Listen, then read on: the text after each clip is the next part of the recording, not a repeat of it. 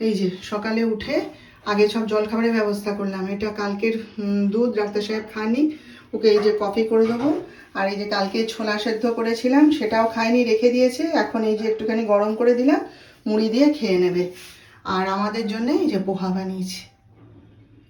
এই হচ্ছে সকালের জলখাবারের ব্যবস্থা। ও দুধটাও এসে গেছে, দুধটা ফুটাবো, ফুটিয়ে চা করব। তারপর যিশু এখনো ঘুম থেকে ওঠেনি, দেখি ওঠে কিনা, নইলে ওর খাবার চাপা দেওয়া থাকবে, যখন খাবে তখন চা করে দেবো। গুড মর্নিং, পূর্বাজ লাইফস্টাইলের নতুন আর একটা ব্লগ শুরু করছি। আপনাদের সবাইকে স্বাগত জানিয়ে আশা করি সবাই ভালো আছেন। তো আজকে বেশ সকালটা খুব সুন্দর লাগছে, জানেন, ঝলমল করছে রোদে চারিদিক। এখন বাজে 9:30। আমি গোপালের পুজো দিয়ে উঠলাম, কারণ ডাক্তার সাহেব না মানে সকালবেলায় ও কাজে ব্যস্ত থাকে, ওর হাজারটা ফোন আসে, তারপরে একটু ব্যায়াম ট্যায়াম করে, সেই জন্য না ওর গোপালকে তুলতে একটু অসুবিধা হয়। কারণ কি চান টান করা হয়ে গেলে তখন তো আর ব্যায়াম করা যায় না। আর এদিকে ব্যায়াম করছে, ফোনে কথা বলছে, কাজকর্ম করছে, এসে করতে করতে না তো গোপালকে শয়ন থেকে তুলতে দেরি হয়ে যায়। আমি বলি না, এটা ঠিক হচ্ছে না। তাহলে আমি যখন আজকে ফ্রি আছি, কাজকর্ম মোটামুটি হয়ে গেছে, আমি তাহলে একটুখানি জামা কাপড় ছেড়ে ফ্রেশ হয়ে নিয়ে আমি তুলে দিচ্ছি বলে আমি আজকে গোপালকে শয়ন থেকে তুলে দিয়েছি।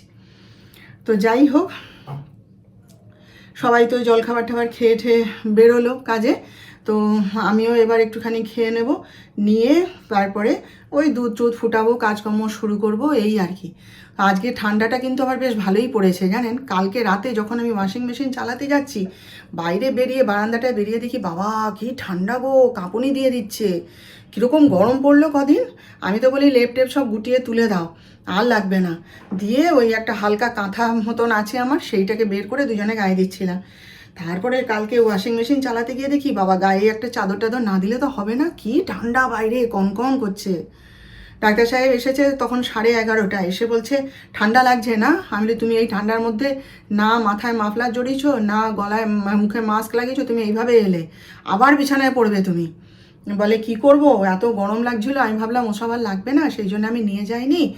আর কি করি বলো তো, চলে এসেছি হু হু করে, ঠান্ডাটা লেগেছে ভালো।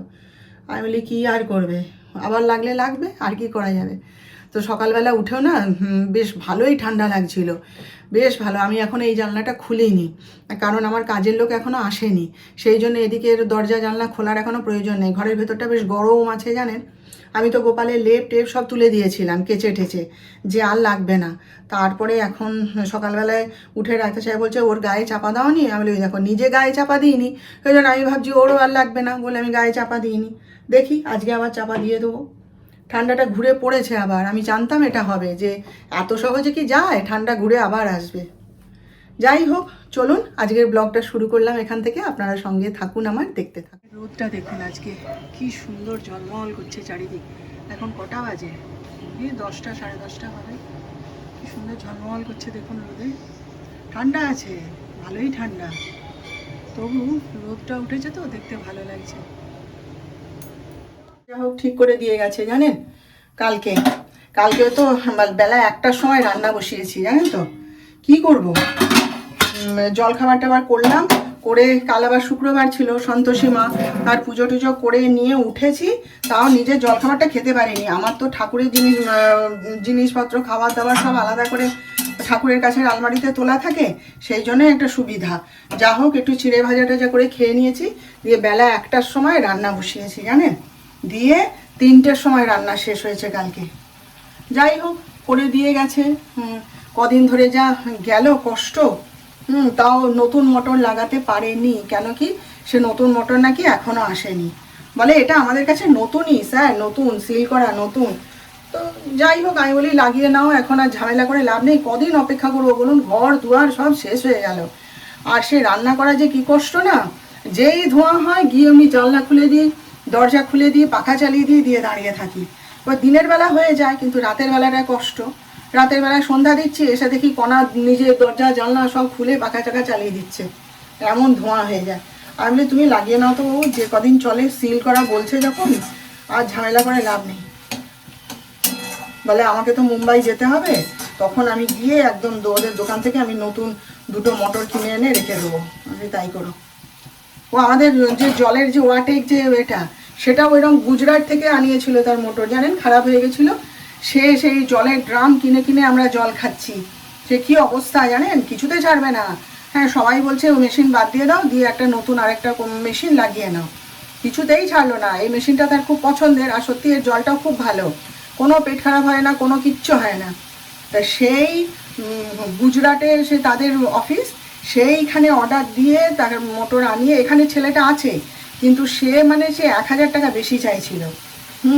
সেই জন্যে সেই গুজরাট থেকে তার মোটর নিয়ে এসে, একটা নতুন মোটর রাখা আছে, নিয়ে এসে তার মোটর ঠিক করলো, সব করে টোরে তবে সে মেশিন ঠিক করলো।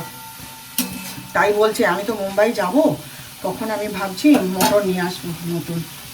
যা পারো করো বাবা, আমি কি বলবো এতে বলুন।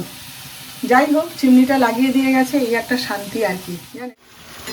সব সবজি দিয়ে একটা মিক্সড মানে কি বলবো, মিক্সড ভেজ বানাচ্ছি। এই সবজিটা আমার কেন এত পছন্দ বা কেন এত খেতে ভালো লাগে আমি জানি না, কিন্তু জানেন আমি সুযোগ পেলে, আর নিরামিষ দিনে তো বেশি করে করি, আমার খুব ভালো লাগে এই সবজিটা খেতে, জানেন। আর আজকে তো নিরামিষ, এমনি পেঁয়াজ দিইনি, কোনো সবজিতেই পেঁয়াজ দিইনি। টমেটো, আদা, লঙ্কা, গোটা জিরে সব মিক্স করে নিয়েছি, মিক্সিতে পেস্ট করে নিয়েছি, নিয়ে সেইটা দিয়ে বানাচ্ছি। আর এমনি ধনে গুঁড়ো, জিরে গুঁড়ো যা দিই, হলুদ, নুন সব দিয়েছি, দিয়ে বানাচ্ছি। এত ভালো লাগে খেতে না, আমাকে আর কিছু না দিলে আমি এই সবজিটা দিয়েই এক থালা ভাত খেয়ে নেবো। কিন্তু যিশু তো খাবেই না, তার কথা তো বাদ দিন। ডাক্তার সাহেব আগে আগে খেতো, এখন আর খেতে চান, এখন বলে না খাবো না। নাই খাও, ওদের জন্য বাঁধাকপির তরকারি করে দিয়েছি, আর আমার জন্য এই একটা সবজি বানিয়ে নিচ্ছি। সব কিছু আছে, শিম, তারপরে একটুখানি লাউ ছিল, লাউটাও দিয়ে দিয়েছি, মটরশুঁটি, তারপরে বিনস সব দিয়ে, বেগুন আছে একটু দিয়ে বানিয়ে নিচ্ছি। ভীষণ ভালো লাগে খেতে, জানেন। সকালবেলাতেই ডাক্তার সাহেব বলছে জানেন যে চলো কোথাও ঘুরে আসি, অনেক দিন দুজনে কোথাও বেরোয়নি। সেই দুজনে বেরিয়েছিলাম বলতে সেই আমাদের বিবাহবার্ষিকী, তখন যে কেওনঝাড় বেড়াতে গেছিলাম, ব্যাস সেইটারই আলোচনা হচ্ছিল, যে খুব আনন্দ হয়েছিল, খুব আনন্দ হয়েছিল। আর যে হোটেলটায় আমরা ছিলাম সেটাও খুব ভালো হোটেল, ভদ্রলোকও খুব ভালো। তো আমরা যে 3-4 দিন নাকি না তার বেশি 5-6 দিন ছিলাম, খুব ভালো কেটেছিল জানেন।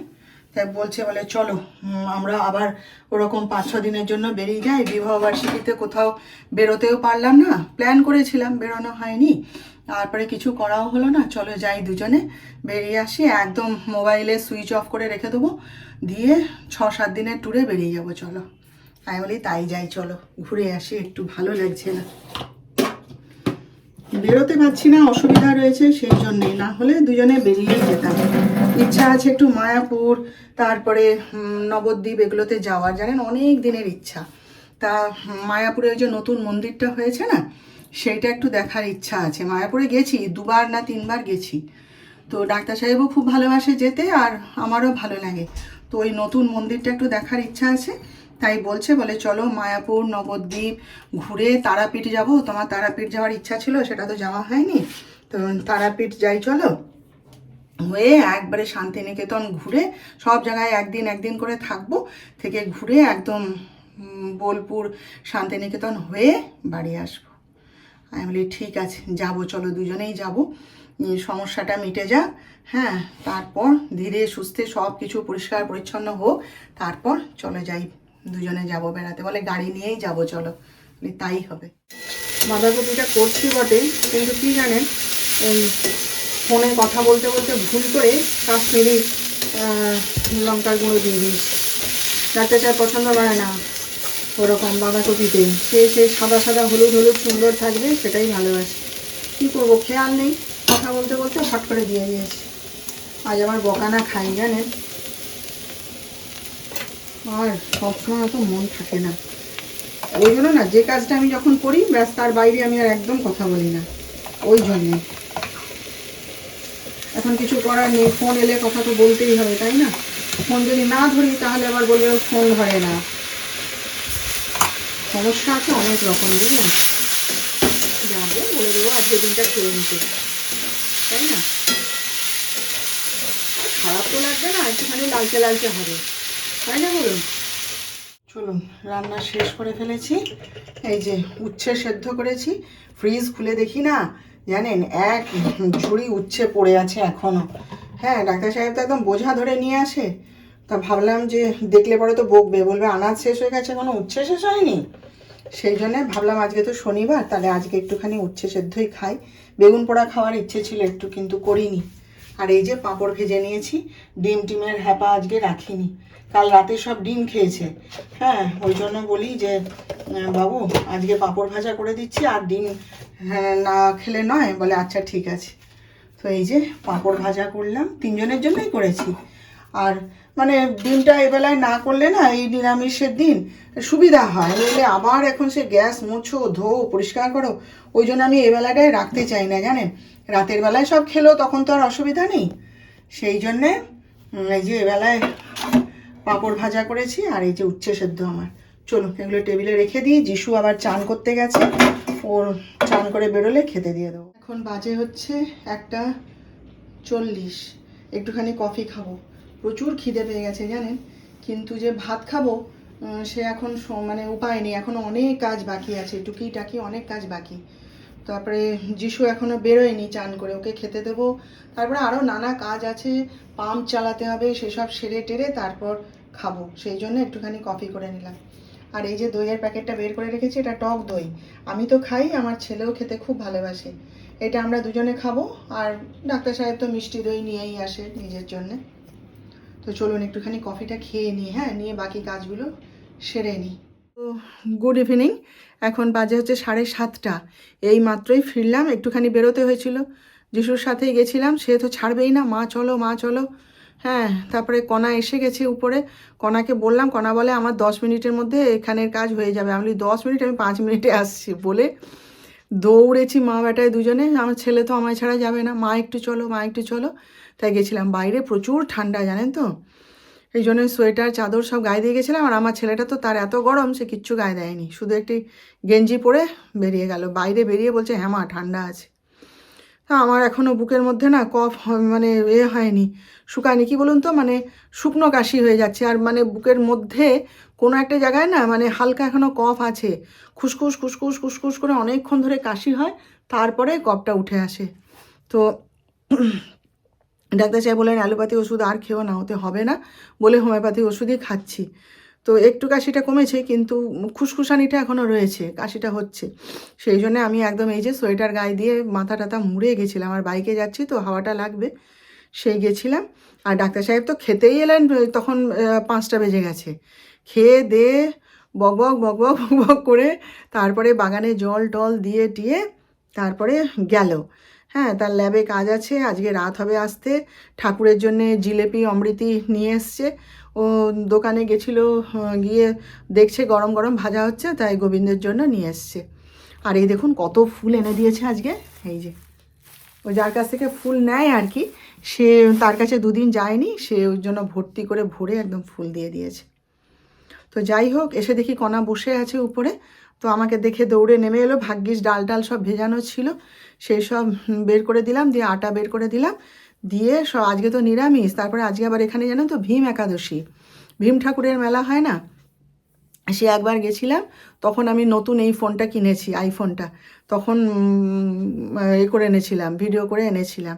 তারপরে এবারে ডাক্তার সাহেবকে বলছি চলো যাই দেখে আসি, তো মাথা নেড়ে হাসছে, সময় যদি পায় তাহলে দেখি যাব। অত দূর তো আর যিশুকে নিয়ে একা যাওয়া যাবে না, এখান থেকে অনেক দূর অনেক দূর।